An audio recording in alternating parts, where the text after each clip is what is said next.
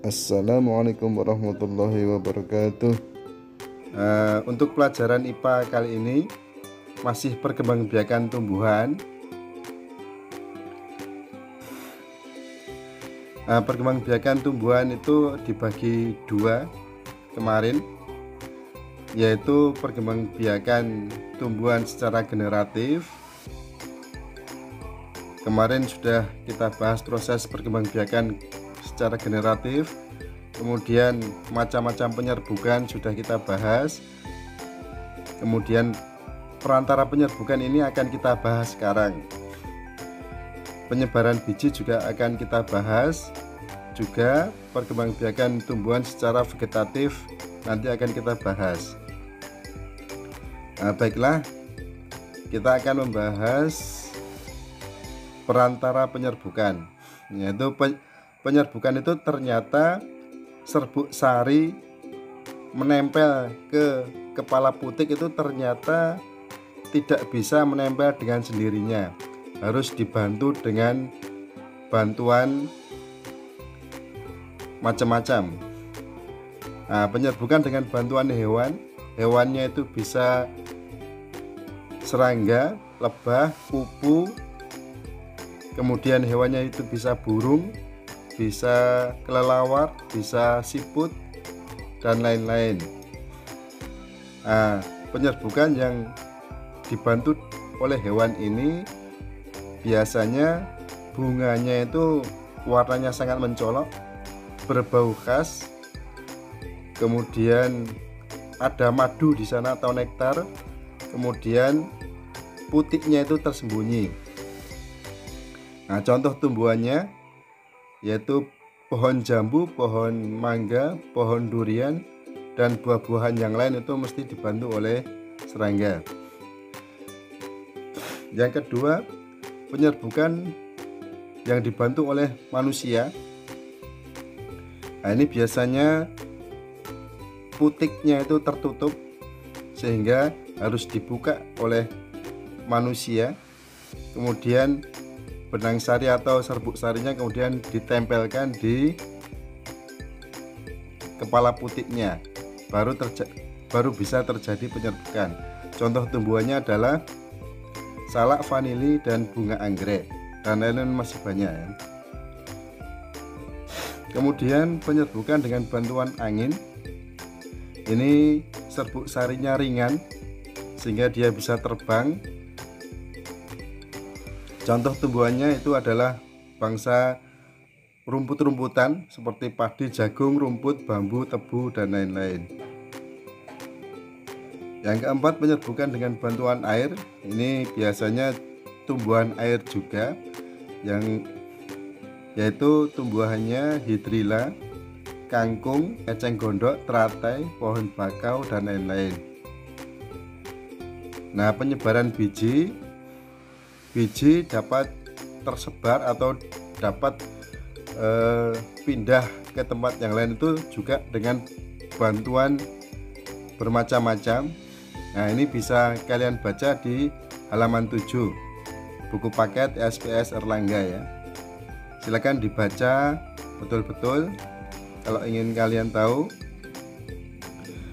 Kemudian setelah perkembangbiakan tumbuhan secara generatif, maka yang kedua adalah perkembangbiakan tumbuhan secara vegetatif. Perkembangbiakan tumbuhan secara vegetatif itu disebut juga perkembangbiakan tumbuhan secara tidak kawin. Kalau kemarin kawin itu antara putik dan serbuk sari, alat kelamin jantan benang sari, alat kelamin betina itu putik. Itu kalau bertemu itu disebut penyerbukan ya. Sekarang secara vegetatif itu tidak ada perkawinan. Jadi ini perkembangbiakan tumbuhan secara vegetatif itu dibagi dua, yaitu secara vegetatif alami dan secara vegetatif buatan. Secara vegetatif alami itu kalau dibiarkan saja, tumbuhan itu akan menjadi banyak dengan sendirinya tanpa adanya perkawinan ya. Kemudian kalau yang secara vegetatif buatan itu biasanya dibuat oleh manusia tanpa perkawinan, kemudian kita dapat memperbanyak tumbuhan, itu dapat dengan bantuan dapat dibuat oleh manusia. Nanti kita bahas minggu depan. Nah, ini secara vegetatif alami ini ada sekitar 8. Yang pertama membelah diri. Jadi tumbuhan itu dapat bertambah banyak atau berkembang biak itu dengan membelah diri. Contoh tumbuhannya adalah bakteri, ganggang hijau, dan lain-lain.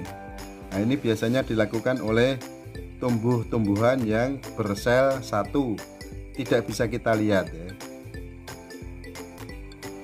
Kemudian yang kedua, perkembangbiakan tumbuhan secara vegetatif alami, yaitu dengan spora. Spora contoh tumbuhannya itu lumut, jamur, suplir, tumbuhan paku, pakis haji.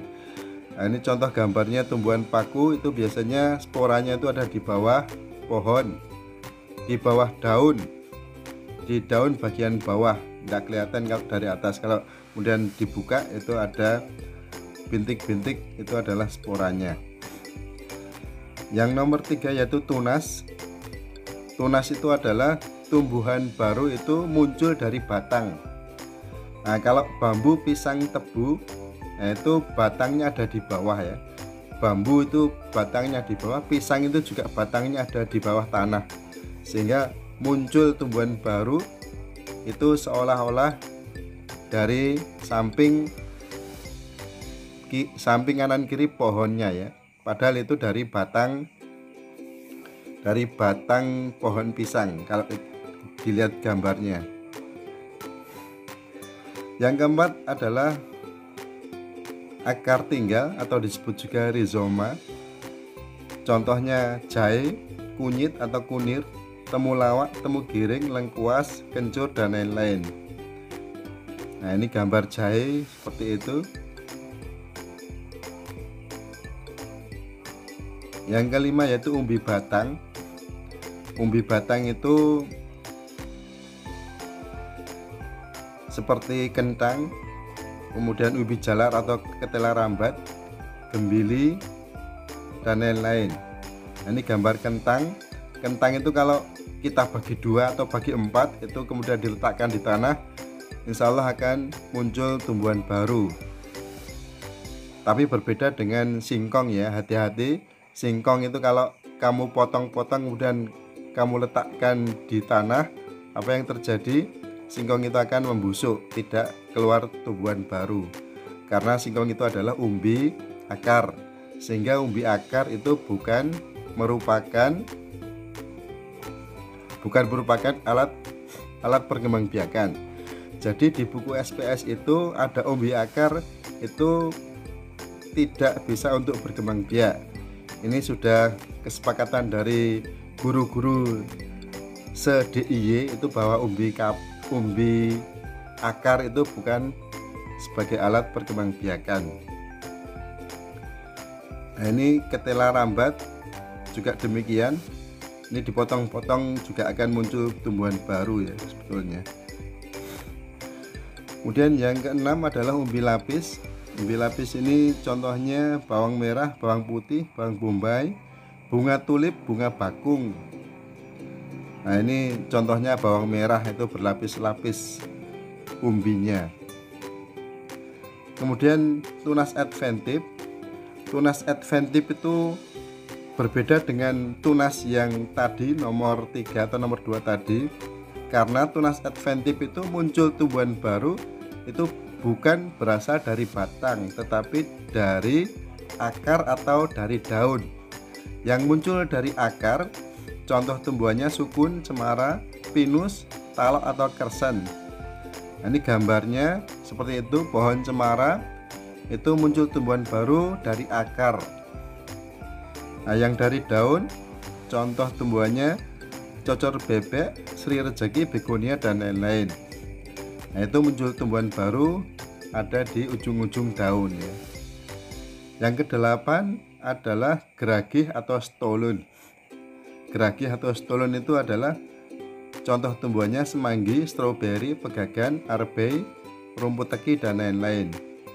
Nah, itu ada stolon, itu semacam cabang yang membentuk tumbuhan baru. Ya, demikian mungkin pelajaran pada hari ini cukup sekian. Perkembangbiakan tumbuhan secara vegetatif buatan akan kita bahas minggu depan. Nah, jadi setelah ini kalian akan mengerjakan